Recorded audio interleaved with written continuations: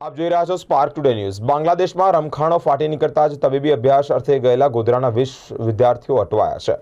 બાંગ્લાદેશમાં અનામત મુદ્દે ચાલી રહેલા આંદોલન હિંસક સ્વરૂપ ધારણ કર્યું છે, ત્યારે પ્રદર્શનકારીઓની અથડામણને કારણે સ્થિતિ વધુ વણસતા અનેક ઠેકાણે કર્ફ્યુ લાદી દેવામાં આવ્યો છે। બાંગ્લાદેશ ભણવા ગયેલા 250થી વધુ ભારતીયો હાલ ફસાઈ ગયા હોય તેવી માહિતી સામે આવી છે, ત્યારે ચિતાગોંગમાં તબીબી અભ્યાસ કરવા માટે ગયેલા ગોધરાના 20થી વધુ છાત્રો અટવાયા છે। પરિવારો ભારે ચિંતિત છે। 20 વિદ્યાર્થીઓ પૈકી એક બટુક પરિવારનો શહેજાદ લતીફ બટુક પણ ત્યાં ફસાયો છે, ત્યારે પરિવાર ચિંતામાં મુકાયો છે। સમગ્ર મામલે સંવાદદાતા આમિર ભગતે બટુક પરિવાર સાથે ખાસ વાતચીત કરી છે।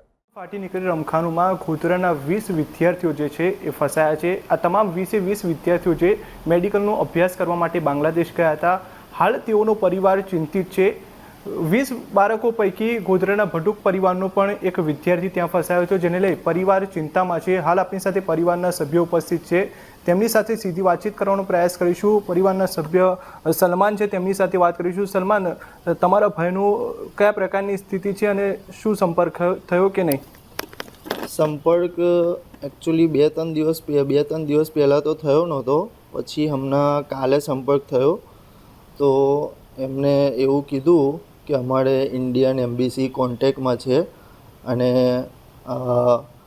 અમે પણ એમના કોન્ટેક્ટમાં છે, એટલે એવું કીધું કે પાછા લાવવાની ઇન્ડિયન સરકારની મદદ ચાલી રહી છે। અમે જરૂર ચિંતામાં છે, પણ અમને પૂરો વિશ્વાસ છે કે સરકાર તેમની મદદ કરશે અને પાછા લાવવામાં એમની મદદ કરશે। શહેજાદની માતા પણ આપણી સાથે ઉપસ્થિત છે, એમની સાથે વાત કરવાનો પ્રયાસ કરીશું। તમે શું કહેશો, તમારો બાળક ત્યાં ફસાયો છે તેને લઈને?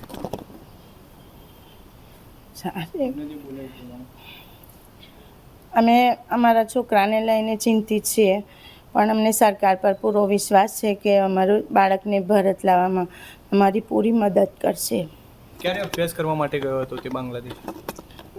એક વર્ષ પહેલાં ગયો, જુલાઈ 2023માં। શું આશા છે સરકાર પાસે આપણે? સરકારને અમારી વિનંતી છે કે અમારા બાળકોને સહી સલામત લાવવા અમારી મદદ કરે, અને એમની આશા છે કે સરકાર એ માટે પગલાં ભરશે। ચોક્કસ પરિવારના સભ્યો સરકાર પાસે આશા લઈને બેઠા છે। હાલ બાંગ્લાદેશની જો વાત કરવામાં આવે તો હાલ કર્ફ્યુ લાગી ગયો છે અને ગોધરાના તમામ 20 બાળકો જે ત્યાં ફસાયા છે, ત્યારે પરિવારના સભ્યો સતત સરકાર પાસે માંગ કરી રહ્યા છે કે તેમના બાળકોને સહી સલામત રીતે ભારત પરત લાવવામાં આવે। આમિર ભગત, સ્પાર્ક ટુડે ન્યૂઝ, ગોધરા।